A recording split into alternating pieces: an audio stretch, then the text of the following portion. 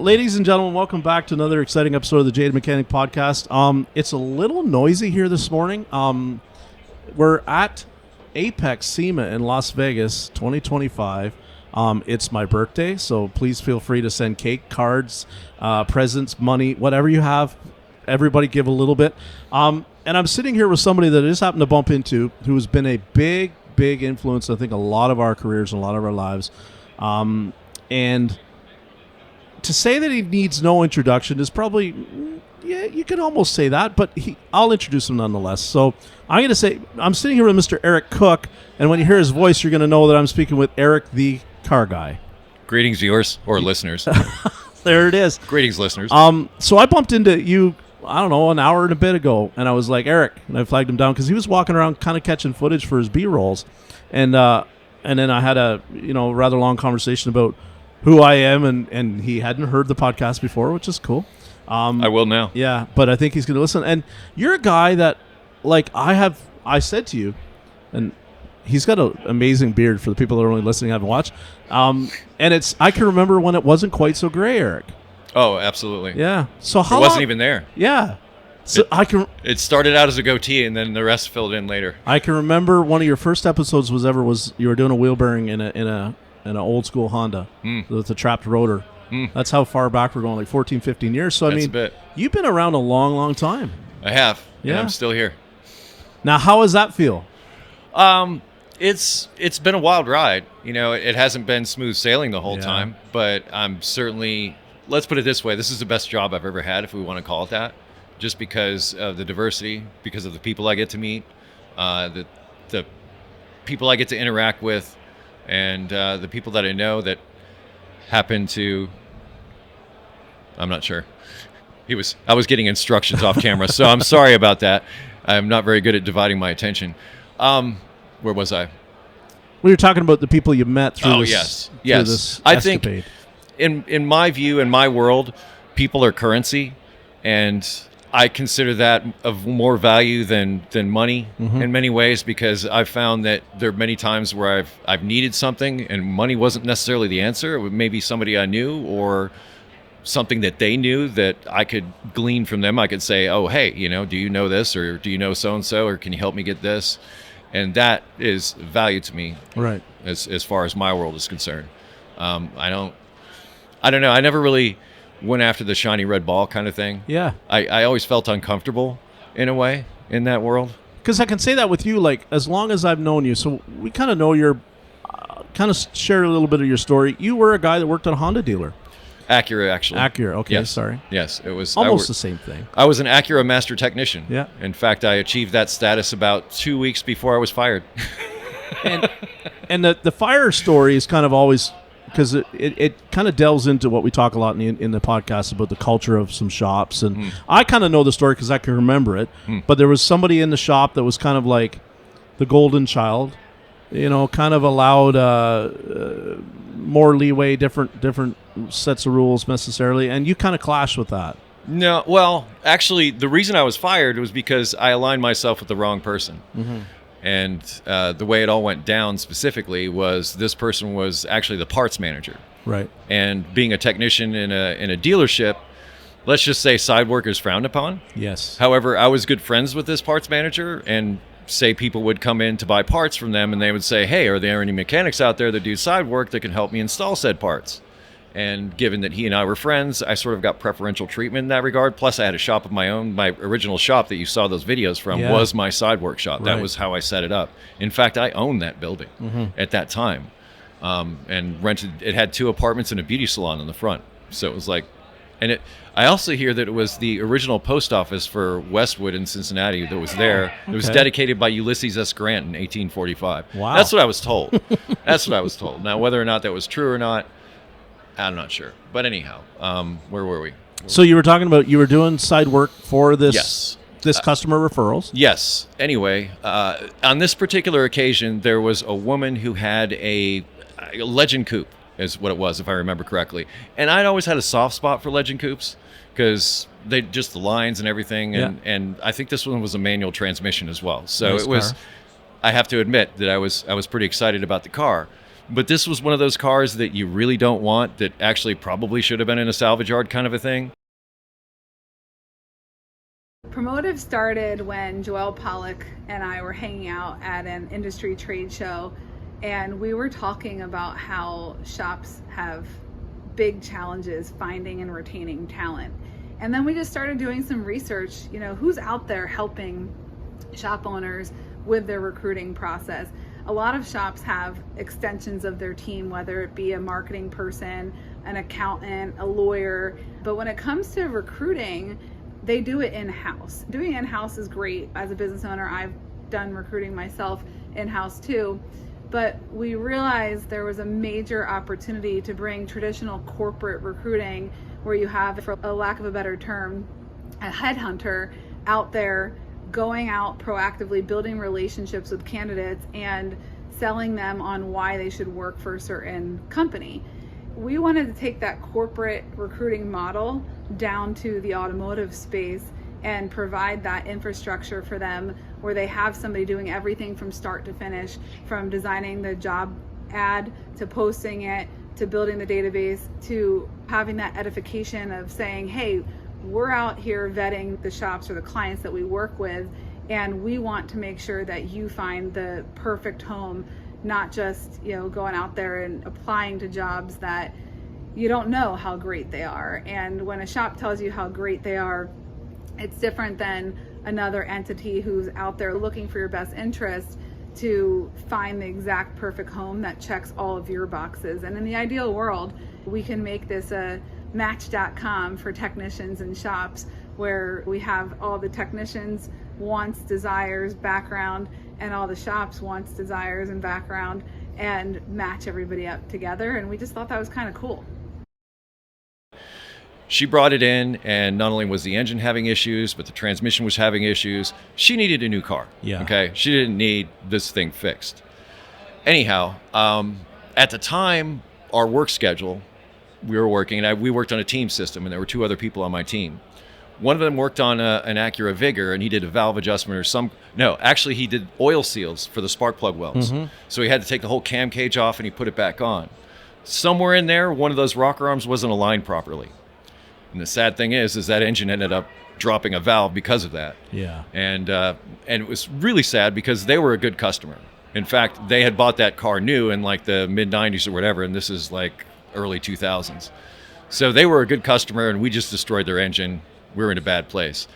I said, you know what? Why don't we just take them over to the new car department and offer them a killer deal on a new car, and we'll just write this thing off. But somewhere along the line, somebody decided that they wanted to repair this vehicle, which needed an engine. The parts department ordered the engine from a salvage yard. It showed up and was sitting on the floor. The car with the blown engine had been sitting outside for some time. During this period is when the Legend Coupe lady came along, and I said, aha. Well, okay, I should actually back up. So the engine's there, the car is there, and then they suddenly decided to sell the guy a new car. Right. Instead of that. So now we've got an engine and a car that are sitting there, and to me, I'm seeing a solution to a problem that the parts guy brought me. I'll come in, I'll put the engine in the car. I even involved the dealership with it. Mm-hmm. I said, I'll come in on a Saturday.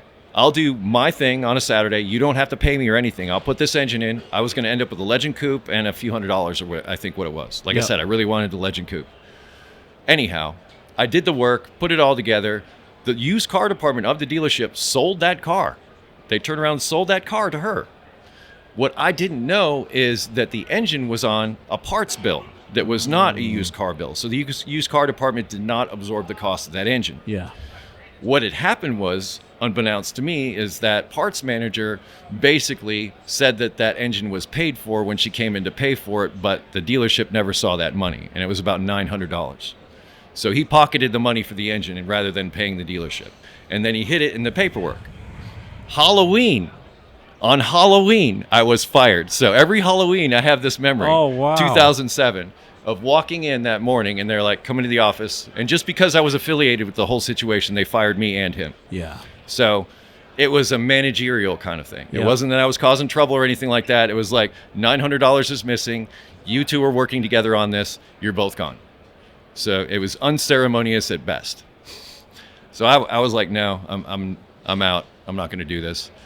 Then I ended up at the other Acura dealership in the city and worked there for a while. But the whole time I'm thinking, this sucks, because I had built up my reputation at the original dealership. And if you're working as a flat rate technician, you know, you got to know your service writers, you got to know your parts guys, you got to know everybody so that you can keep things moving along during the day. Yep. I met a really close friend of mine there, so I did walk away with that. But I spent my time reading books on how to edit video.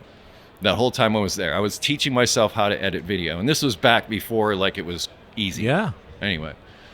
And it came to a point where I started moonlighting and doing wedding videography and corporate work and other things. I started my own production company on the side. I was more interested in that than doing any mechanic work, because I felt like I would pretty screwed over from the past experience. Right.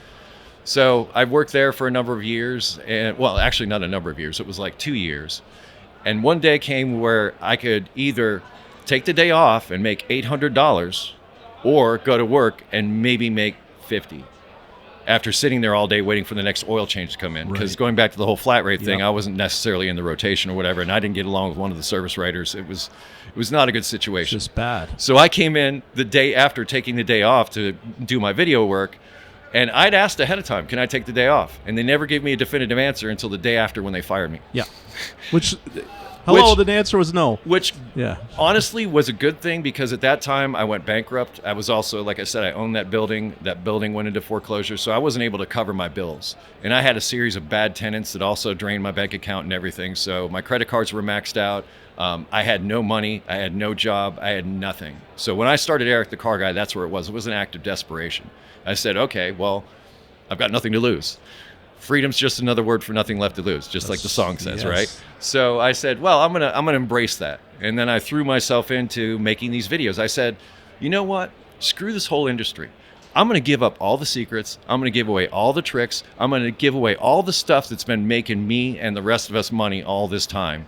And if that helps people and they're able to game the system and not have to deal with that, that's what I want. That's my revenge. My revenge is basically making it so the customer now has the power in a dealership, or whoever doesn't have it anymore. And I could totally back then relate to where you're coming from, because I was in a very similar situation where I had been, terminated from my dealer job, my first main dealer job that I absolutely adored, because I was the quote unquote, I was the go behind fixer, because I was an hourly tech, but I was passed over for a pay raise, passed over for opportunity, because I was just a straight time guy. And they looked at me as like, so I immediately, I resonated so much what you had done with, like, yeah, I get it. I'm going to start letting people in on how actually I am paid, and how we're paid, and how little we take versus what they get. And I could totally, you were like somebody that was like, okay, he gets it. Because a lot of people out there were like, you were showing how to fix things, but you're also talking about the industry and its infancy of what, now it's very in vogue to talk about the industry. But back then, there was no other technicians that were talking about it the way you had a platform going, they treat us like dogs some days, And so I really appreciated you back then, what you were doing. And, it took guts. It took a place of, I believe sometimes in divine intervention, and, something just will fall into your lap when it's supposed to. You don't look back and have any regrets of that happening. I look back and say, how fortunate was it that I taught myself video production? How fortunate was it that I was familiar with the camera? Frankly, I never wanted to be in front of the camera, ever. That was not where I wanted to be. I wanted to record these things, but I couldn't have anybody else's hands or something like that. So I had to be that personality that I created called Eric the Car Guy. And I think anybody that spends time in front of a camera, yes, it's authentic, but it's still a performance. Yep. You know what I'm saying? So it's different. When you turn the camera on, just try it yourself. Just sit there with your phone and try to say, hey, and try to talk for a minute. Oh, it's still hard for me. It's brutal. Yep. Sometimes I do 20, 25 takes. Point is, I pushed through that. That I was fortunate enough to have the equipment, like through the bankruptcy and everything. I filed 13 instead of Chapter 7, so I was able to keep my camera equipment and everything.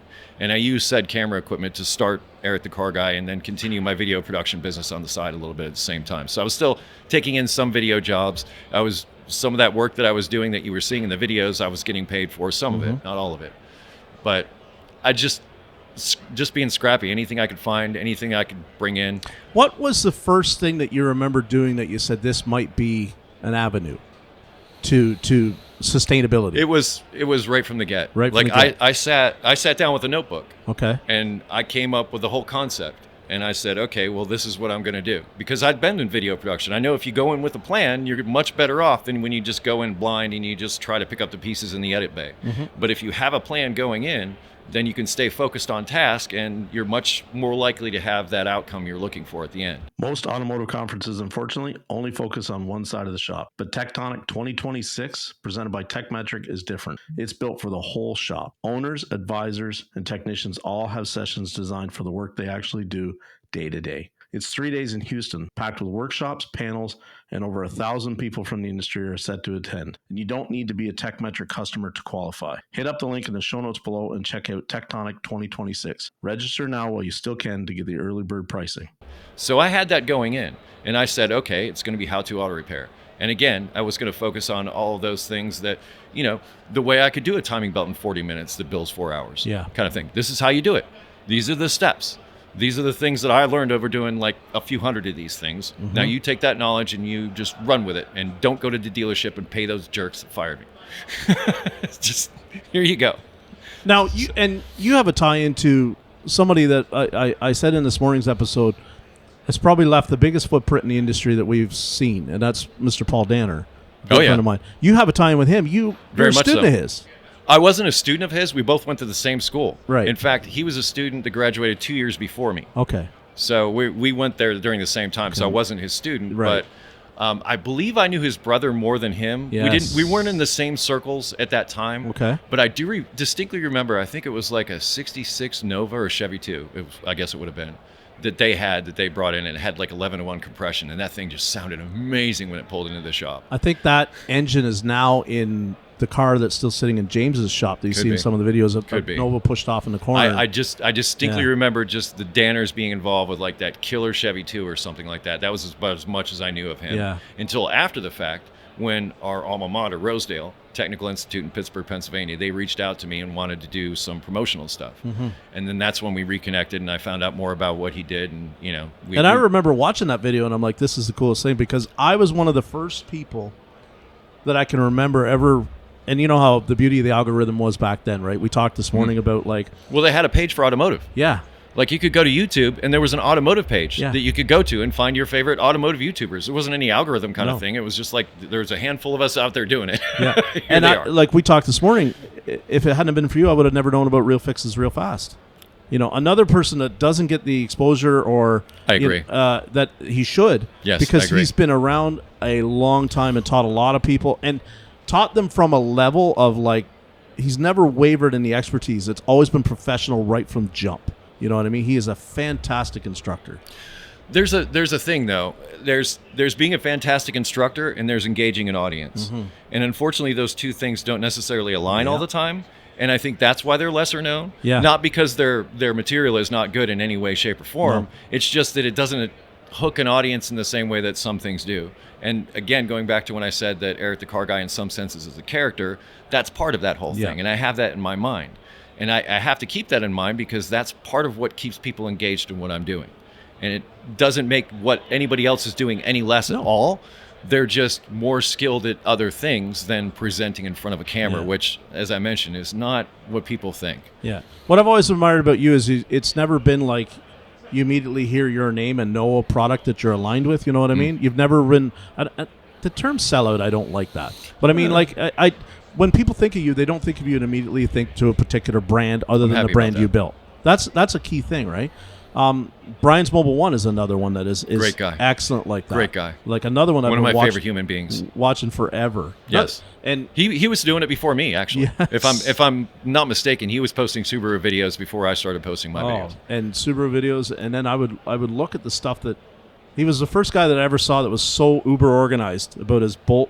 Like, it was incredible. Bolts, nuts, like it was. That's Brian. That's the guy. But what is also Brian is he skis down mountains shirtless in a Viking hat. Yeah. Well, he did it one time anyway. Yeah. That's what got me about Brian. I'm like, that's badass. Yeah. He's a guy, another one that is just like completely, I'm going to make my own way. Oh. You know. We had a few years back this thing put together by a company called Garage Monkey. Mm-hmm. It was called Road to SEMA. And it's interesting because they have that this very year, Road to SEMA, and they've taken a bunch of influencers and that kind of thing. Yeah. But before their Road to SEMA, we actually had, it was me, Chris Fix, Engineering Explained, Humble Mechanic, Busted Knuckle Films, Bleep and Jeep, I think Saab Kyle was in there too, yeah, and Rob Don was also in there. But anyway, Dodge outfitted us with a bunch of really great cars to drive from LA to Las Vegas. And that's, I don't know, where a lot of those friendships and things were forged in a way through that experience.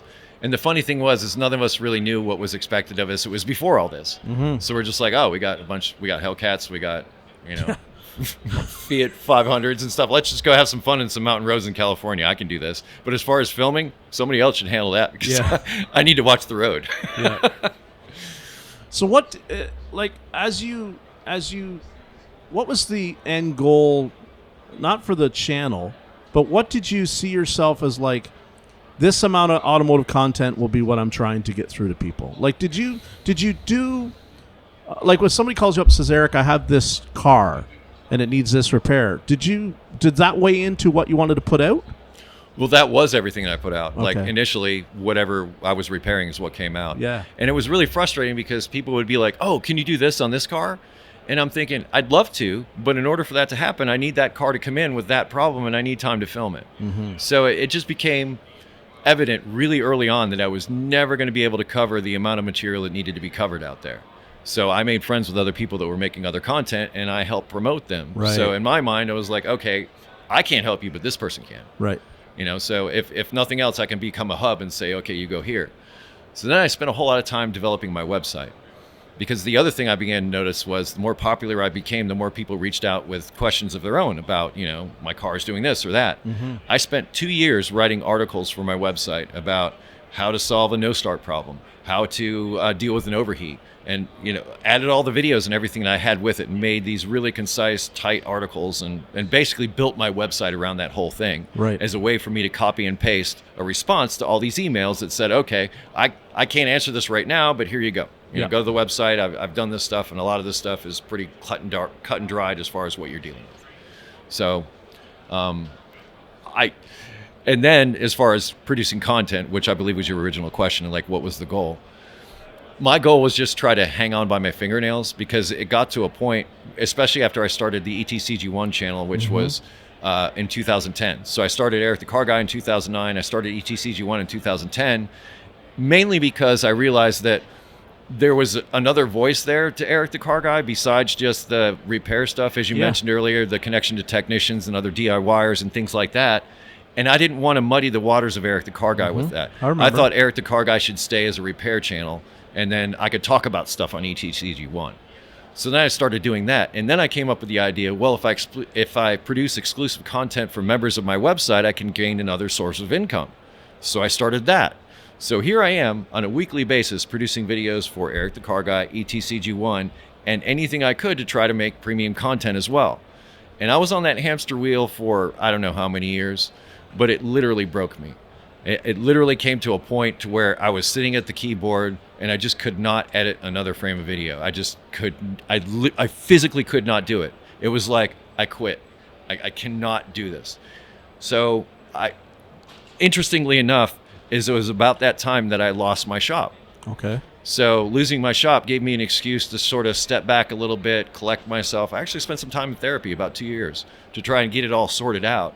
And this is all on me. It wasn't the situation where, the videos I was making or any of that. It was me working myself to that point, me imposing those deadlines, me doing those things that put me in that position. Mm-hmm. And recognizing that helps me stay away from it now. But I didn't see it at that time. To me, I saw if the harder I work, the more results I'm going to get for it, which was wrong thinking. Sometimes on so many levels. It takes drive, but sometimes the smarter work is what gives the longevity, right? There's hustle, there's muscle, and then there's, Going back to the plan, I didn't have one. You asked me if I had a plan for the videos.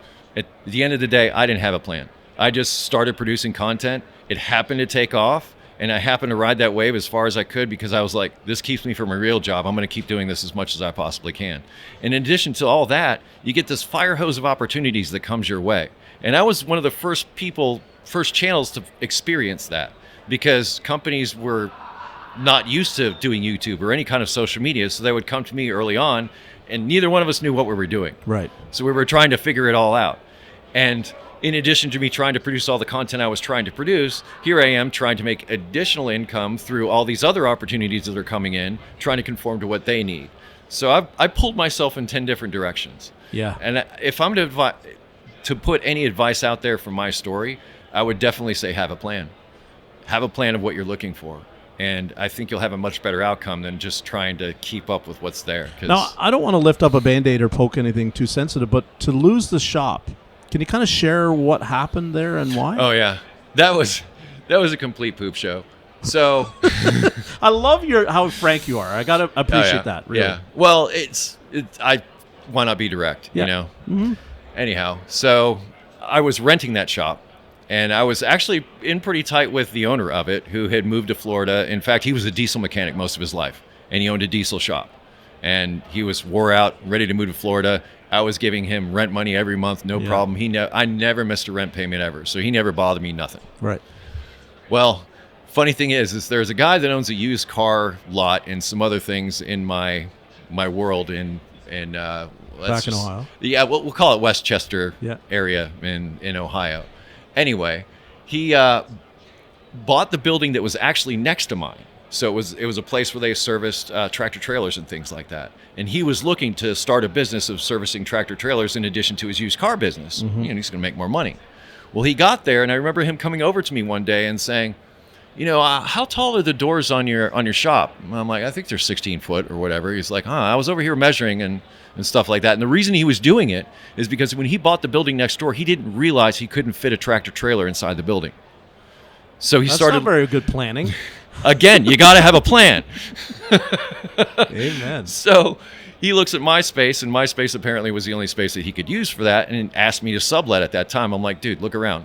There's no place you're going to pull a tractor trailer in here while I'm working, and I do video production, so I'm not going to have your work going on in the background of my stuff. It's just not going to happen.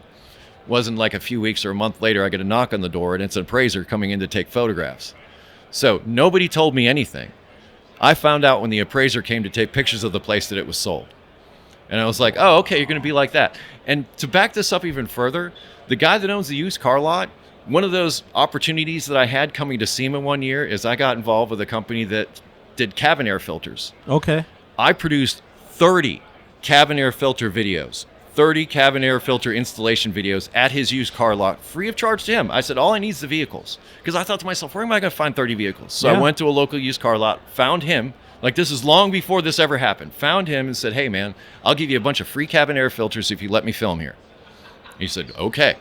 So you'd think with a guy like that, we had that kind of rapport, he would at least say, oh, dude, by the way, I bought the building. Yeah. None of that. So it gets worse. I said, all right, well, I need to find a new space. I went literally up the street around the corner, and there was an industrial park kind of thing that you can rent a shop at or something like that.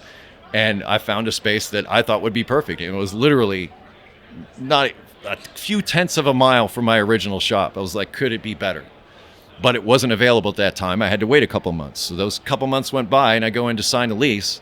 And he's like, oh, by the way, the place that I showed you that I was going to rent you is no longer available. I'm going to rent you this place instead. And the place that he was going to rent me was the worst place in the entire complex. Not only did it have like a split wall, so like one wall went to the other unit, but that other unit had the breaker box in it. That other unit had the thermostat in it. And that belonged to his landscaping people that took care of the landscaping for around the whole place and all that. So I'm thinking, okay, they're going to have landscaping equipment next door, really loud equipment. Yeah. If you've ever heard lawnmowers, they're pretty loud. They don't really work well with video production, anything like that. Not that they'd be, I don't know what they'd be doing, frankly.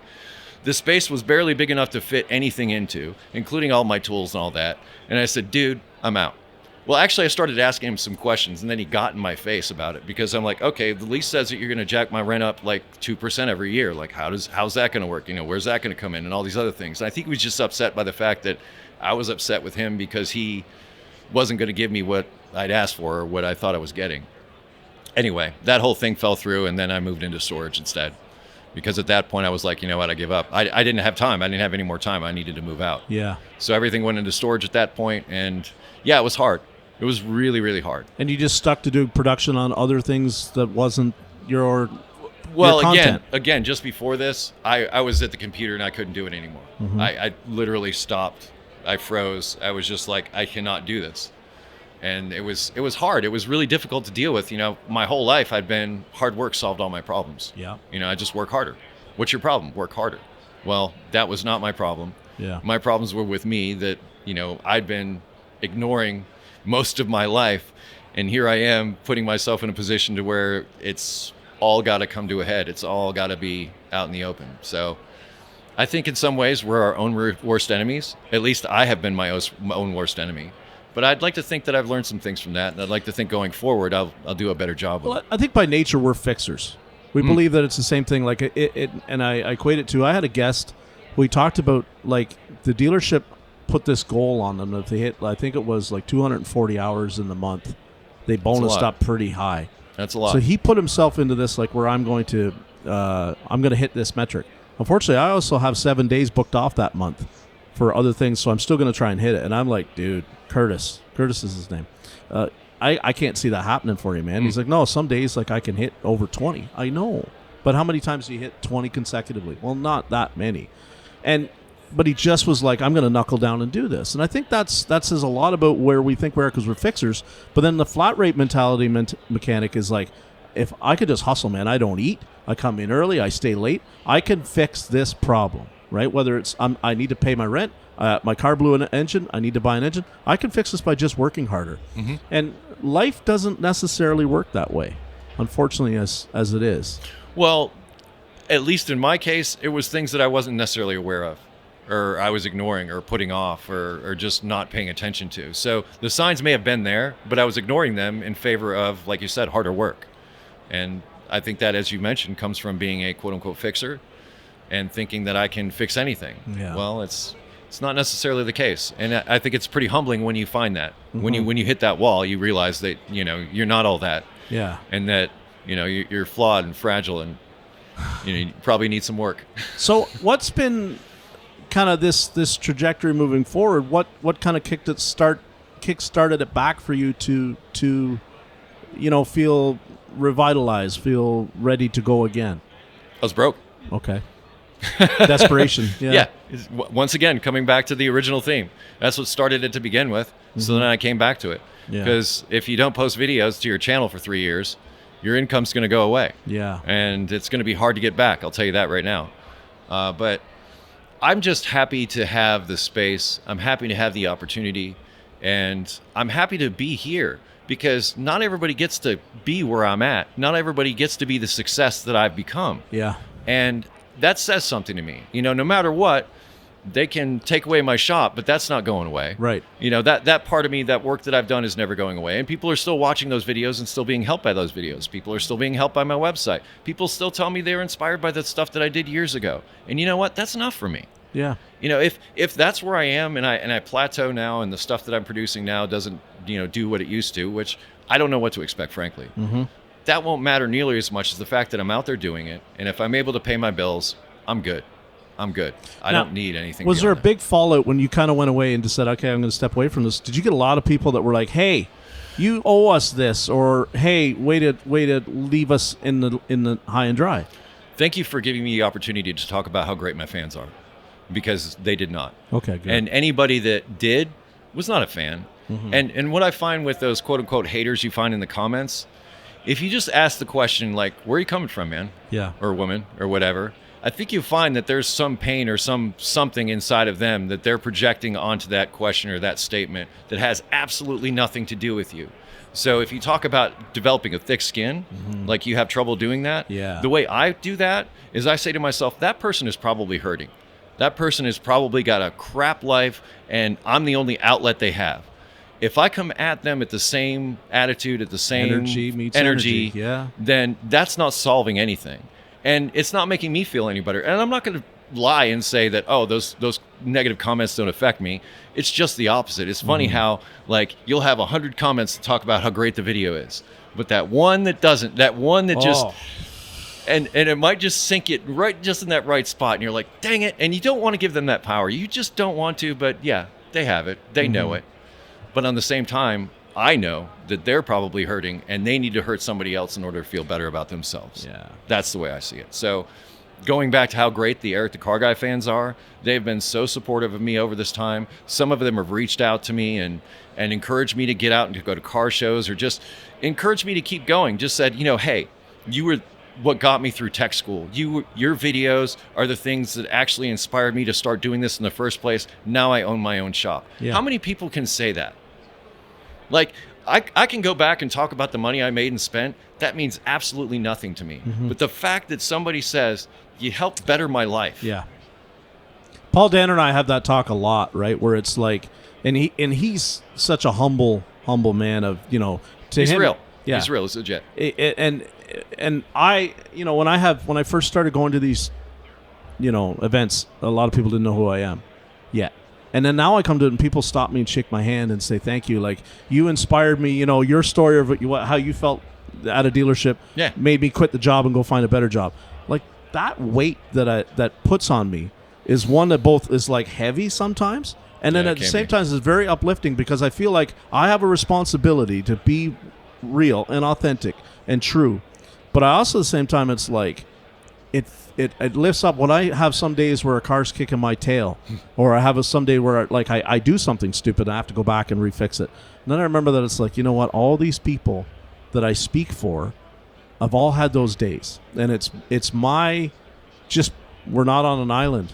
We're together in this. We want to think we are, but we're not. We're not. There's nobody, out there breaking new ground that we've all done everything. But we've all been challenged. We've all been kicked and undervalued. And that's the big thing with me. Like, your story resonates with me still because it's like, you're a guy who said, oh, yeah, watch this. And went to the establishment of what we talked exactly about what I wanted to in do. the dealerships and say, I'm not going to accept that anymore. And I did. I walked out of a job over half an hour's time on my pay that wasn't there. And so the backstory is, Stacy David from Gears had a truck I know that Stacy. he'd done years ago for Cherry Bomb. And the truck came to a local parts store that was local to me in Ottawa. And I went at lunch. It was a free barbecue lunch, and you could see the truck. I come back. The brake job that I had inspected and done the inspection for was gone. Somebody took it off the shop. No problem. The next day, I flagged my hours. I said, what happened? Oh, somebody finished that brake job. Okay, cool. They finished it. I don't even get paid for the inspection. No, we couldn't pay for the inspection. Oh, really? Why not? I did the inspection. Well, because you didn't finish the job. It was 11:30, right before lunch, and it wasn't flagged as a waiter. Could I have not taken lunch? No, apparently she was waiting, which was, again, BS. I said, okay, that's fine. This is 8:50 in the morning. I close my toolbox. There's 3 cars sitting outside waiting on diagnostic parts, modules, stuff. And I went home, and I took another job. Yeah, you couldn't sit at the keyboard any longer. Right? I get So, it. and when I came back in and my service manager, like, I'm wheeling my box out and I'm there with my father. God rip Dad. And he goes, we're really sorry to see him go. We really like him here. He's smart. We need more techs like him. And I'm going, I just can't stand the amount of a-holes that are here. That's what I said to him as he's standing in front of my father. My father's just laughing at me, grinning, and wheel my toolbox into the back of the truck, and away we go. And that was, for me, a very powerful thing because it's like I knew at that point that I was never going to let somebody that would have been as upset as I was tell me that I couldn't be upset and I should handle it any different. Yeah, that's minimizing Yeah. everything you're feeling, which is so wrong. Yeah. So So wrong. when I saw how you went out on your thing, I'm like, you know what, man? Like, he's not out there like building 1 shop and then 2 shops and then 3 shops and glorifying, oh, look at this, incredible thing that I diagnosed or whatever. You're just putting out content consistently, helping people. I'm like, that's pretty cool. That he didn't let something that some people would say, because a lot of technicians there would leave the industry. We have a big problem right now. I did leave the industry. Yeah, but leave it altogether in terms of, like, now I do HVAC and I never even touch Now a car. I do YouTube. Yeah. So I did leave the industry. You Yeah. can't say that I'm still a part of the industry. I still work on cars. I still feel that pain, but I'm not doing it for a living. Right. I do content for a living. So yes, Yeah. I did leave the industry. Yeah. I can't say I didn't because I don't work as a technician like a technician works as a tech. I think that does a disservice to them to say that that's what I do. I try to give a window into what they do. I try to give people empathy for what they do, but that's not what I do. What I do is something completely different. And anybody that's done any kind of video production, I think, would agree with that. Okay. Because it's a totally different discipline. It's a totally different mindset. It's a totally different mindset when I go to, quote unquote, fix a car, because I'm thinking to myself, okay, how can I show what I'm doing? In fact, my definition of a good video is my ability to turn the sound off and still be able to glean the information. Right. If I can watch that video with no sound and I know and I can get that information out of it, that's a good video. That's pretty good. And that's in my head when I start shooting.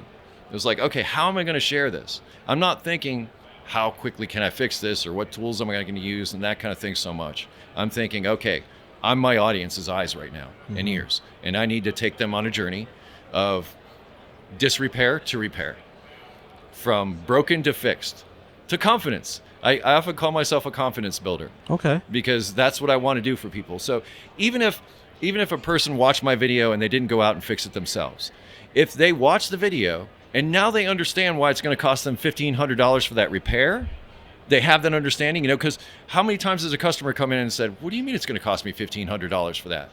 And you're like, I'm sorry, but the part is $1,000 and it's buried underneath the car in some place that I need to remove everything to get to it. And it's going to take me all day and then some to do it.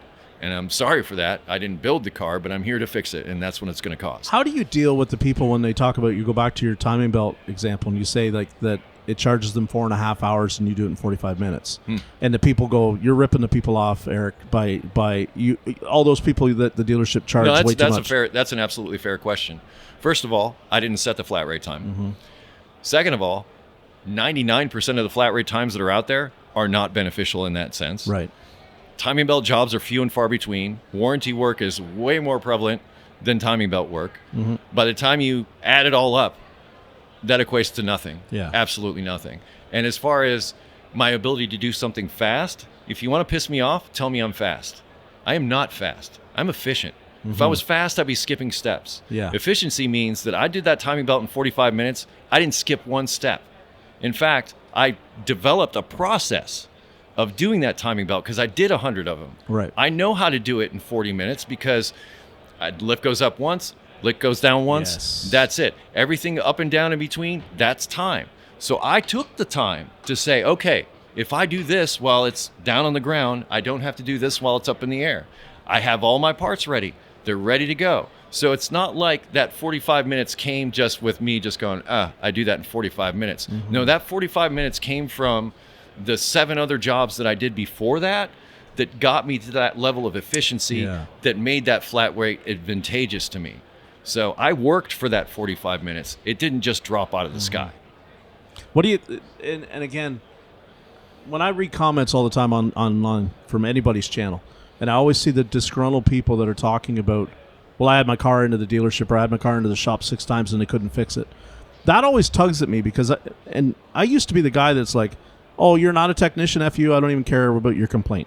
And now as I've gotten to really dig into what they're trying to say, they're having a very dissatisfied experience with the whole industry as a whole. Oh, yeah. Right? And that's why I'm here, is to try and bringing up the technician competency and the understanding. Well, and I tell people flat out, what are you trying to have? An intermittent electrical problem. Okay, cool. Do you know how many few technicians might actually be employed at some of these places to be able to get to that? Do you know how they're paid? Oh, you don't know how they're paid. Okay, so they're going to spend 3 hours to pull your brand new, somebody talked to me about it, brand new Wagoneer for a parasitic drain. He had 9 hours into the car. There's like over 60 modules in a brand new Grand Wagoneer, 4 different communication lines, like networks that have to all shut down. Just to get the car to go to in sleep mode, different levels, is like a 3-hour process. Do you know what he's getting paid? Nothing until he actually fixes that car. When you start to give these people the facts, the little nuggets about how we're actually treated, I find it tends to quiet them down. But then others, Eric, just want to be like, I don't care, I paid X amount for this, and it's bullshit that like it can't be fixed. You're right, it is. But here's the reality. It's built by humans, it's worked on by humans, and humans make mistakes. You know, that guy that assembled it, who's paid way more than any technician I know, like he might have had a cigarette in his hand when he was doing it. And now something's not clipped in quite right, something's rubbing. Now we could create a monster in the machine. The guy that or gal that can go in there and exercise that machine, 1 in 1,000. And agree. under your situation of when you want it fixed right now, Monday morning, because I've had it 3 months and it's unfair and it's costing me and I have to drive my old clunker because this thing's under warranty, I just, it's so hard for me, Derek, to reach out and feel empathy for that person. You know what it is? Because I've been a technician that I've never bought a brand new car in my life. You know? Maybe empathy is not what you're looking for. Maybe understanding would be better. And going back to my earlier statement about the hater commenters, I think they come from the same place. Yeah. I don't think that auto repair is the problem. I think that they may have some other issue that's happening in their life, and the auto repair issue is one more thing. Yeah. And you happen to be at the other end of it, so you're going to get the brunt of whatever it is that's going on in their life that you're not necessarily connected to. But they're using you as an opportunity to vent or what have you. I'm not saying that's fair. No. I'm not saying that's good. I'm just saying that I think many times that has little to nothing to do with you or the job or the repair or anything. In fact, I've said oftentimes people wear their cars like clothes. Yeah. If you give me somebody's car and let me go through it for 10 minutes, I could probably tell you a whole lot about that person. Yes. And I do that inadvertently, just by looking at the car. Because if my diagnosis begins with that, I look at the car and see how it's maintained. Yeah. I look and see how they're taking care of it. I look and see the interior. Are they trashing it? Is it a rolling dumpster? You know, perhaps that bowling ball that's rolling around in the trunk is the cause of that noise, sir. You know what I'm saying? Empty wine bottles. Yeah. Empty wine bottles, exactly. Yeah. And believe me, I've seen it, and then some. But yeah, I think people are bringing their baggage along with them with their vehicles. Again, like they're wearing their clothes. I used to say it's an hour projection of who they are. Yeah. I used to say he must be going through a divorce, and that's his wife's car. And she's chewing his ass about how this thing is broken again, and he just doesn't want his ass chewed anymore. Maybe. That's well, the spouse is always at fault. Yeah. It doesn't matter who you're talking to. The spouse is the one that did it. Yeah. You know, my wife ran this whatever over, or my wife hit this whatever, or she heard this noise. She's the one that forgot to do the oil change. Yeah, and that's the dudes are the worst actually because they know the least and they want to pass it off on the ladies. But the ladies are actually, I think, smart enough to know that they're not necessarily knowledgeable, so they start asking questions. I like the way they approach it a little bit better. Yeah, So- I don't like them when they come at me with like they come in and assuming that I'm going to rip them off. Yes. because I've told lots of ladies, listen, it's much easier if I wanted to take advantage of pull a wool over a customer's eyes. I can much easier do it over a man's than I can a woman. Yeah. It's much easier. Oh, yeah. I just have Way to make easier. him think that he has something in common with me, and he will open his wallet. Or just let him know he's right. Yeah. About everything. Yeah. It's, Whereas we're are a really little simple more, creatures. Yeah. What do you want to see about the industry change? I mean, that might be a big question. No. Actually, I believe I have an answer. Okay. I would love to see us move towards an apprenticeship program, personally. We we talked about this briefly earlier, and I say that because I think our system is broken and not working. And I'm not saying that there aren't schools out there that are excellent, teaching excellent technicians and everything else. Yep. But as I mentioned to you earlier, in my view, doesn't matter how good a student you are. I graduated top of my class. Okay, there were 13 people in the class, but I graduated top of my class. Yep. The thing of it is, I didn't know jack until I started turning a wrench in a bay. When I actually started working, actually turning a wrench, then I could see what applied from that knowledge that they were downloading into my head, which was there. The basics were there. It was like a foundation. You build a house, Yep. you know, and that's the foundation you build off of, that education. So I feel like I got that, but I feel like a lot of people these days could use some mentorship.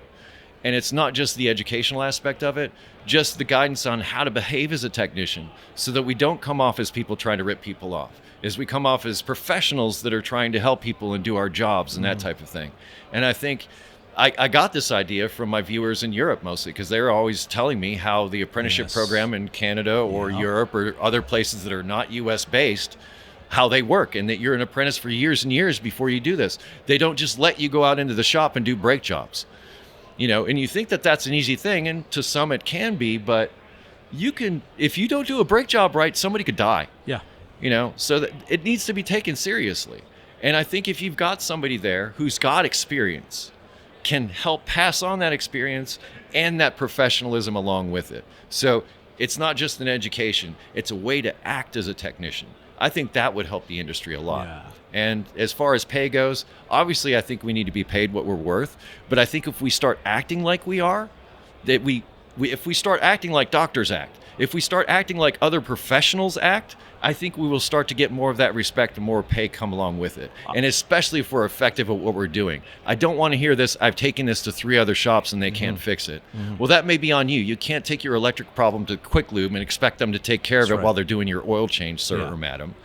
You know, we have to manage your expectations as far as that's concerned. But if you're bringing a vehicle to us and it has this given problem and we say that we're going to take it on, I think it's incumbent upon us to do the best job we can possibly do to not live up to that reputation of being, you know, people that are just out to take your money. Yeah. You know, not throwing parts at something. I've always found that what the biggest thing that was lacking in, because I did a 2-year college program before I ever stepped foot in this industry, right?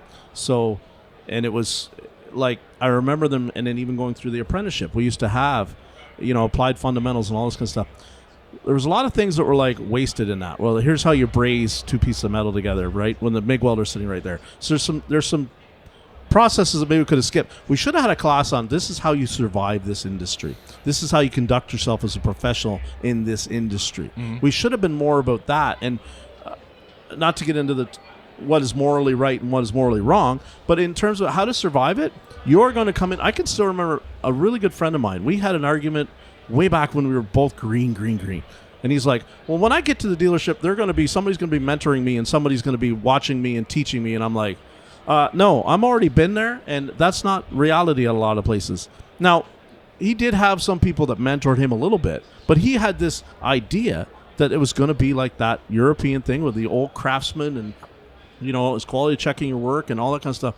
That isn't real life at a lot of shops. And I think that that's why we have to, if we're going to turn these kids loose into these dealerships that are, let's be real, the OEs are pumping all the money right now into the funding of all these college programs. You want to go get GM certified ASEP, you know, BMW training. We have all seen the UTI and, you know, WildTech ads. They're all funded by the OEs. They need to teach them that when you get to the dealer, they're going to have a mark on your back. And you're going to do a lot of these recall over and over again. And the old guys over there may going to hate you because you're going to get a gravy ticket. They will, because your back is still good. Yeah. Right? Your knees aren't still have all your teeth and your back is good. I hate you. But that's what we have to teach them. So that's been my platform, where it's always like, listen, pour into yourself. Always do the extra learning. You want to be, I've always said, for me, I want to be the smartest guy in the room. Now, I keep finding myself in bigger rooms as I go in through this career, and I'm not the smartest guy. And again, even back when I look back, I probably wasn't the smartest guy then. But I had an aptitude and an ability to do one thing really well, and I leveraged it to make it work for me. I believe that that's what they have to do. If you are ate up with passion about something, you have to develop on that. And I think you have to pour into it. And then when you have to value it and know the value that it means. I'm going to go and take that comeback because I'm good at diagnostics. But in turn, I want to know, like, what are you going to do for me? And I don't just mean it like, oh, we're going to give you another good ticket.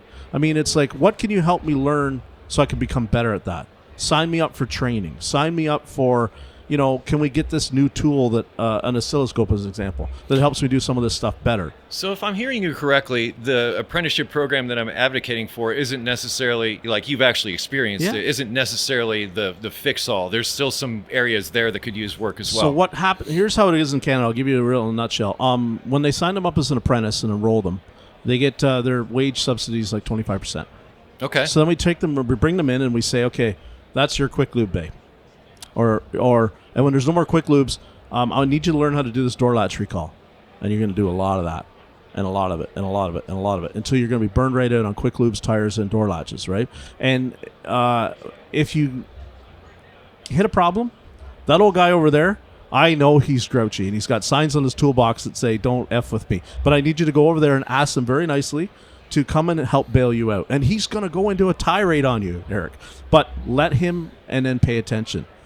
That's what happens a lot that I've been exposed to in the thing. And then the dealerships especially are chewing these guys up. The independent shops are chewing their young people up right now too, because we're not laying out a program that says, okay, you're going to start doing the basics, and then I need you to learn this fundamental, and then that fundamental, and that fundamental. They kind of just throw everything against the wall, see what it sticks, and go, you're good at tires, so you're going to be a tire guy. Or you're good at brakes, and you're going to be a brake guy. Or you're good at front end, and you're going to be a front end guy. That's how the dealerships were. My experience was, we had a guy that he just only did air conditioning. almost only air conditioning. I did a lot of drivability because I had a knack for it. I did a lot of electrical diet because I had a knack for it. Do you think that salty older mechanic that you're sending the young mechanic to talk to might have an effect on that young mechanic's attitude towards the profession? Oh, 100%. Well, maybe how do you think that older guy got that way? Did he come into it that way, or did he become that way over time? It's called the jaded mechanic for a reason, because it's like they earned that, right? They had to sweat, bleed, and starve to sometimes get that knowledge, and to say you're expected to give it away. Well, we call that old guy maybe a gatekeeper. He's not a gatekeeper, in my opinion. He's protecting what he had to fight to earn.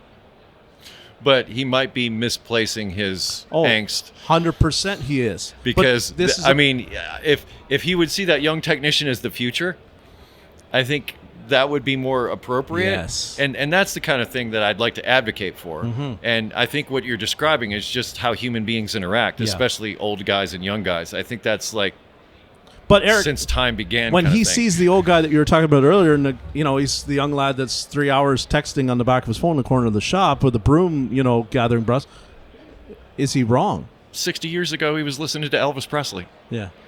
Yeah. So, what is the next phone? What is the next thing that's going to be there? At the same time, maybe he's on the phone looking at tutorials for the work that he's doing for the day, or she's doing for the day. Yeah. I'd like to put that out there too, because I think we spend too much time talking about he in this profession. Yes. I think we need to empower everybody, not just the boys. Yep. I think we need to make it available to the girls also, just from a young age. There's a lot here's a wrench, here's a welder. What do you want to do? Try it. Just try it. Yeah. Like we used to have in the United States, like home ec and shop classes and things like that, just for the exposure. Like I learned how to make a dress. Not a dress. I made a Hawaiian shirt when I was in class. Did that mean anything to the rest of my life other than this conversation right now? No, but I did it. Yeah. I had that experience. And it doesn't mean I'm going to become a seamstress or anything like that. It just means like, oh, okay, I know how a sewing machine works. Yeah. And I'm glad to have that knowledge today. I was laughing the whole time I was sitting in typing class. And what do I do all day now? Freaking email. 100%. Yeah. So, when you see a young person, maybe I already know the answer, but what do you see when you see the young people now? Where do you see like the potential lie? I see them with a lot of potential. I'm worried more about the industry than I'm worried about the people. And I think I'm more worried about the industry because the industry is all sky is falling at the moment, it seems. Because I don't think anybody really knows what to do with what we are and where we're at. And I don't know if we're doing it right, personally, of the kind of things we're doing and the directions we're going. I don't necessarily agree with it, but I'm just one person. Now, touch a little bit more on that and on who's doing what that you don't agree with. Well, I'll just come out and say it. The whole EV thing. Okay. I think that's all BS. Yeah, I do personally. Too. 100%. And the reason I say that, and I'm not saying that zero emissions vehicles aren't, great for the environment in some situations, but I struggle to comprehend how making more stuff and throwing away a bunch of stuff solves an environmental problem. It's just that simple for me. It doesn't. So, like, if we take all of our cars now and throw them into a landfill or wherever, and we replace them all with these other cars, that makes somebody a whole lot of money. That's what I see. And I see dealerships, or I see manufacturers struggling right now because if you're going to switch your propulsion system from internal combustion to electric, that's a retool of your entire process. And I don't think people realize this. That's a global process. Yeah. We are sitting in Apex right now. And guess what? Just about every country is represented here. Mm-hmm. And there's a reason for that. Is because we get these things from all over the place to put them together into these things that we call vehicles, and we drive and register and all that other kind of stuff. So a lot goes into that. And I think that we need to take a different look at that, I believe, if we're truly trying to solve an environmental problem, because it doesn't really seem that way to me. And it's not. And I don't want to go down the political thing, but like where I come from, they want to have a mandate by 2035. There is no more internal combustion engine cars. I understand the push behind that, because I understand where the science is and what the science says. Mm-hmm. Because here's the other thing. You can't just keep dumping CO2 into the atmosphere and say that nothing's going to happen. Right. Everything's going to be fine. You just can't. The science doesn't work. I mean, I'm a mechanic. I deal in science. To me, I use the scientific method to solve problems, okay? Ignoring facts is not going to make me money. Ignoring facts is going to get me screwed. So I like to try to stick to as many facts as possible, like actual facts, not something that somebody pulled out of some whatever, like actual facts. Yeah. And then, frankly, I spent a lot of time studying like astronomy and astrophysics, weirdly enough. But I'm fascinated by where everything comes from. I just think the grid won't support it. And then I believe that once the grid doesn't support it, it becomes a very elite thing to own a car. I don't know if the grid's a problem. You don't I think really so? don't think so. No, the grid's not the problem in my mind. The problem is the fact that we have to get in our cars to do everything. That, in my opinion, is the problem. If we get up some people can't walk. Some people are elderly like that. But if we started walking more and creating situations where we didn't have to drive to the store, and maybe we could walk to the store, go or bike to it, or do something else other than use a car to do it, I think a focus on that would be much more productive than trying to make a bunch more things to solve a problem that's a result of having too many things.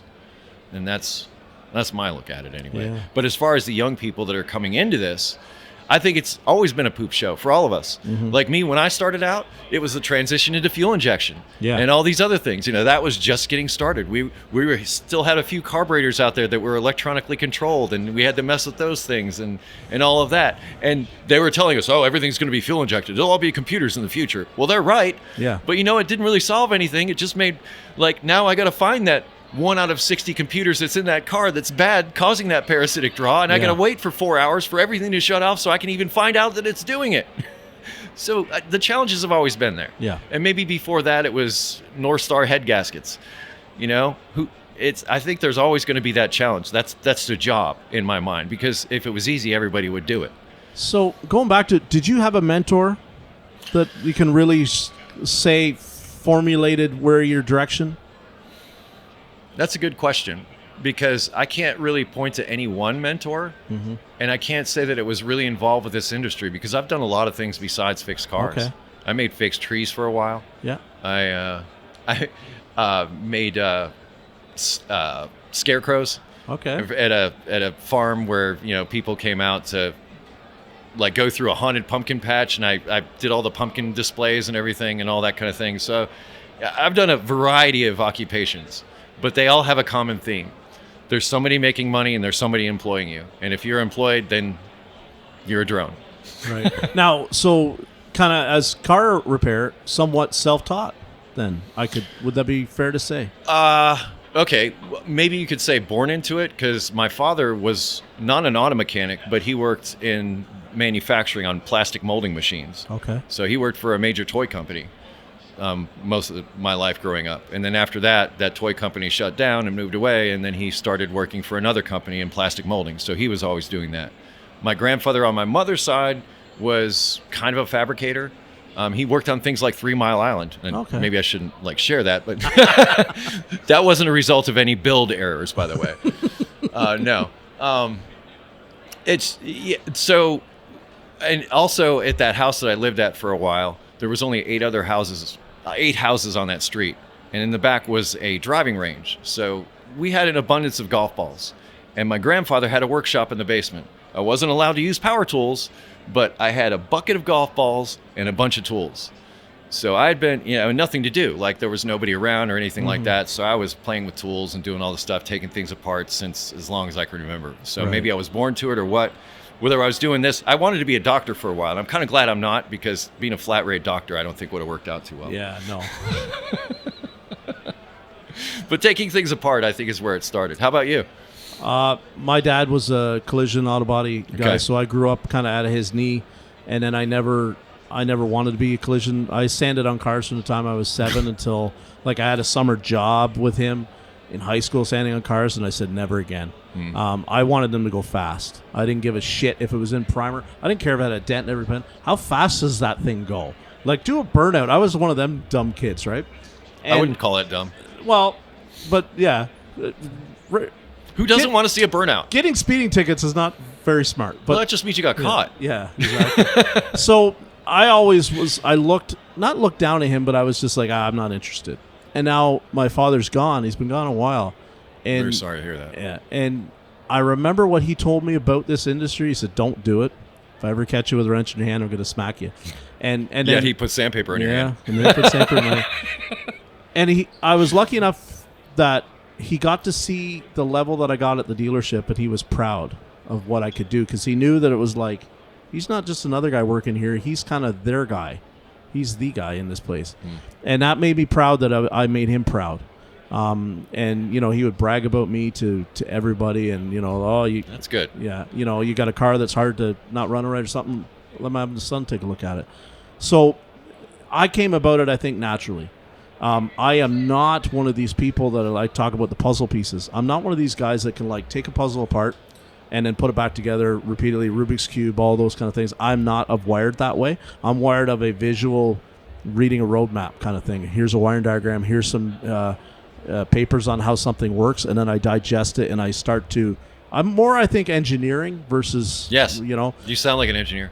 And maybe I should have gone that way. Elon Musk went to Queen's University, which is right in Kingston, Ontario. So hey, shout out to Elon. We're linked there too. But I never thought I was smart enough to be an engineer.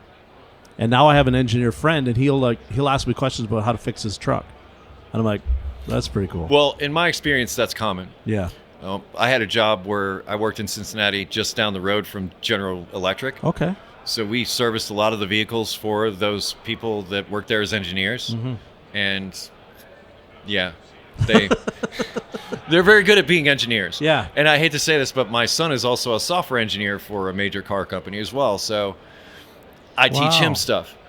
You know, engineers are a certain skill set, and it's not necessarily a hands-on skill set. It's a different type of skill set. Yeah. Not saying that they don't have value, but they're on a different, as you pointed, a different level, a different way of thinking. And I think that's a big part of it. Now, and I got to say, I've never was a slow mechanic, but I was never the fastest mechanic either. Well, so that sounds to me like you were doing diagnostics. I can't see a lot of diag, but then like if there was no diag, I got right in line with the rest of the pigs at the trough, and I took whatever I could. And if it was a steering rack in a caravan, I talk about that all the time, or whatever the recall, I got her done. But if the car came back, like I saw guys put complete transmissions in because they were in limp mode, they wouldn't shift it a second. It's an electrical problem. It's a rotten wire in the harness. I would fix those cars. And then I would, like, it doesn't start and it's got a new battery and new starter, and I would fix those cars. Or it just went that way because when I started out straight time in the dealer, they handed me everybody's comebacks. And I worked second shift at a dealer where second shift brought in, I don't want to say less skilled guys, but they weren't like Chrysler trained guys. They weren't Chrysler certified guys. They were just like, second shift was a lot of oil change, a lot of tires, a lot of brakes. And once in a while, a check engine light would come in and they'd be like, give it to Jeff. He's straight time. These guys, I need to get this work done. Until it was like, oh, this is a Chrysler DRB3, and look at this. I can do this with it, and I can do that with it. And then I started to learn how to navigate the service information and how to work the scan tool. Till before long, I was doing like not really advanced stuff, but the guys that had worked there like 5-6 years were like, I didn't know that could be done that way. Yeah, I can just reach over here with this tool and turn this on, and I just cut my diag time down to 1/3. Like, you would have taken it off and maybe looked at it, and I'm like, how can I make that work with the tool? You're following the roadmap. And then I got into flashing at the OE level with the DRB3 and then the Y-Tech and all that kind of stuff. And before long, I was like, that's just what car's back again for check engine light, give it to Jeff. And until it burnt me up. It really did, where I was so frustrated with, because I felt like I was always behind, trying to hit 50 a week or 40 or whatever. The top gravy sucking guy was hitting 60 routinely. I'm just trying to get to him because we're all paid the same per hour. So I'm trying to get that kind of paycheck because I want that truck he drives. I don't want to drive my old Cavalier forever. I'd like to be able to make a truck payment, right? Good point. So, but I was always behind the ball trying to get this done and behind this done, get this done. And till I had a service manager, so retail drivability and electrical paid time and a half for every hour you were on it. Now, if the car came back, you owed them an hour right away, unpaid. And I signed up for that. Then my paycheck started to get on level with the guys that were producing a bunch of hours. That was the only way they incentivized it, Eric, in the dealership, for guys to want to go start doing what Jeff could do. Because otherwise, why would you? They saw me. I was angry. I was a gatekeeper. I was like, guys would come over and go, I got a car, and I'd be like, get the fuck away from me. Like, I'm not going to tell you how to fix that. Oh, you tuned it up and it only needed DGR valve? How much does that tune up pay? 3 hours? How much does ECR pay? 0.6? F you. That was the kind of where I was at. And it wasn't a good place to be. But I defend myself in the sense that that's what that culture made me. I agree with that. I'm not proud of it. There's a flat rate culture, just like you said. And I think that is probably the biggest problem with it. But I wonder if that goes away if you take the flat rate system away, because you're still going to have people that are angry and not happy with their job or their work. So that was going to lead to my next question. Do you think that flat rate really needs to go away in the industry? Because there's on the fence. It's a big hot button topic about It is. And with good reason, because there's two sides to it. Obviously, because on one side of it, you've got the kid on the phone that's sitting there for 45 minutes on the phone and you're getting no work out of him.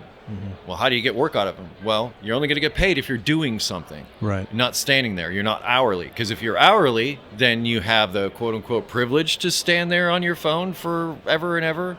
But at the same time, if you're new and you're trying to make flat rate and you don't know anything and you get into a car and you get over your head and the guy that can give you help says, get out of me, get out of here, don't touch me, get out of my toolbox. So, I mean, that's a really difficult environment that I think you're just going to create more of you in that situation, because that's the learned behavior.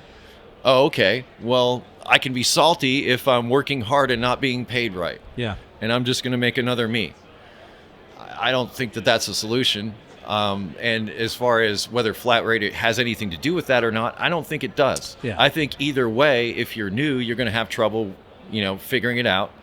But I also think you should be making the effort. I don't think you should be standing there on your phone for half an hour for doing whatever. If you're looking up how to fix something, if you're watching Eric the Car Guy videos, great. Yeah. But if you're not doing your job and you're there to do the job, and that's the business, okay? That's what I think that you forget as a technician, is that it's a business.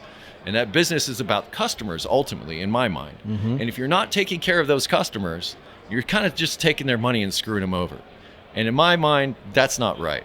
So whether you're doing it flat rate, whether you're doing it hourly, I think the important thing is that you take care of the customer. Now, how you handle your employees to get that done is how you handle your employees to get that done. But technicians got to work, and owners got to respect the technicians and pay them accordingly. How that happens, I don't know. I love that. So what, and we'll wrap this up. What can we expect to see from you coming up? I would very much like to be posting regular videos again. Now that I've got all of my tools under one roof, I really don't have an excuse anymore. Mm-hmm. And I think I'm in a place where I've got my head right. And I really like where I live now, and I want to stay there. So I'm motivated to keep the paycheck coming. Right. So, and then again, my focus is always going to be on how can I help that person? How can I help that person understand that problem? Mm-hmm. It's fix the car themselves. More importantly, understand it. If they understand it, I think they can fix it. And if they can't fix it, they understand why. Good. That's what I'm doing. On social media, what do you like to watch, if anything? I don't. No, eh? No. Well, Okay, I can't say that I don't, because I do find myself scrolling through Instagram watching people fabricate things. Okay. I'm a wannabe fabricator. I wish I was good with metal, like I see the people that I watch on some of these things, like on these reels and like that. I wish I could do some of the stuff they do with metal. I would. That's what I would aspire to. I guess what I would say to that is I look for things that would inspire me. And those things are the people that can do things with metal that I am in awe of. And sometimes you see them at shows like this. You see those kind of skills on display. Yeah. And I would love to learn how to do that. I would love to. That's what I was always amazed with my father going back. He could take a piece of flat sheet metal, and form a quarter panel patch out of that had complex curves and from a piece of tape that he might have put on the outside of it. An old propane cylinder and a sheet metal brake that he bent and all this kind of stuff. He fabricated all himself, and I was just like, I didn't appreciate that at the time, and now I wish I did, because I realize now my dad, he was an artist, and we're all artists in some way, I think, and you kind of have to be a little bit wired for that, because you want to take something and not, yes, sometimes we just install broken part and we have fixed car, but sometimes we get to really do some really cool things and fabricate some cool stuff, or we get to go down a completely different path that nobody else saw to solve a problem, and that's still creation as well. And I think that's really cool. And I think we need to, in the industry, to get back to that and celebrate it a little bit more. So Celebrating it, yes. I just wish we had the time for it. And there's so little of that, though. Like, say you're working on an EV. I was talking to the guys here a little bit ago. They didn't even get dirty. Yeah. So where's the craftsmanship in that? It really is parts replacement. Do you watch Rich Rebuilds? No, I do not. Okay. I should. You and I, when we go from here, I'll share some links with you that I think you really enjoy. Well, I know of him. Yeah. I just haven't watched it. Okay. He's one of these guys that it's like he's looking at alternative ways to get to the same result, a fixed EV, but he does it in some really cool ways. And I appreciate that. I cheer for the underdog, right? But what do you watch? I'm ate up with this car stuff still. So I watch you. I watch Scanner Danner. Thank you. I watch Royalty Auto Service. I watch Eric O and Ivan from Pine Hollow. Yeah, they're real technicians. Brian's Mobile. I'd be honest. Love Brian. I haven't watched him as often as I should. I don't know how much he's putting out these days. Yeah, like it seems to be like we're some of the old guard and some of the new guard, and we're getting some mingling, but it's tough. It really is. It's really tough. So, and then I enjoy watching the guys create stuff. I was a hot rodder. That's what got me into this. So when I see somebody at a hot rod shop take something, like on Motor Trend TV, and they dragged it out from the mud somewhere, and 27 months later, it's a resurrected Studebaker pickup truck, and I'm still ate up by that. I'm still ate up by it. Same. It doesn't go away from me because I see that craftsmanship back in there. And that was what got me into it. So that's what I wanted to do. And then the industry got a hold of me and said, no, there's no money there. Go do this. And I went, okay, I'm going to go do that. I think we followed similar paths in that regard. Yeah. I really do. So the Pete Shapiruses and the Chip Foose and those kind of guys, they were my inspiration. But I went a different way, and I'm not sorry that I went a different way. Like Stacey David, we talked about him. There's so many guys that just had a profound influence on me, and I wish that. I mean, they've been given a lot of credit, and they know the impact they've had. But I see that going away because I don't see the young people necessarily falling in love with the EV idea of a car. It just becomes it's an appliance to them. It's a cell phone with wheels. And whereas Chip and all those guys have always been about the way it sounds and smells and feels and all that, that's a different level. It's an experience. Yes. And I believe that a Tesla is a very impressive machine. It's an experience. It's not the same experience, No. but it is an experience. Yeah. And that's what I think if we could get back to selling the experience to our young people, we'd get some more interest in this industry. But this has been awesome. You're a guy that I've been wanting to talk to for a really long time. You guy that had a big influence on me and an impact. And, we've gone different ways, and I just want to say that you have really shaped some people's careers, and that's a testament to you. I'm glad to have you here. I'm glad to have you back, and keep doing what you're doing, man. And if you walk away from it all tomorrow and you don't put out another video, you have nothing to worry about or feel sorry for. You have done more than most of us ever will. Appreciate that very much. I just want to say thank you, man. So thank you. Everybody, thank you for listening. We'll see you all again soon. Stay dirty.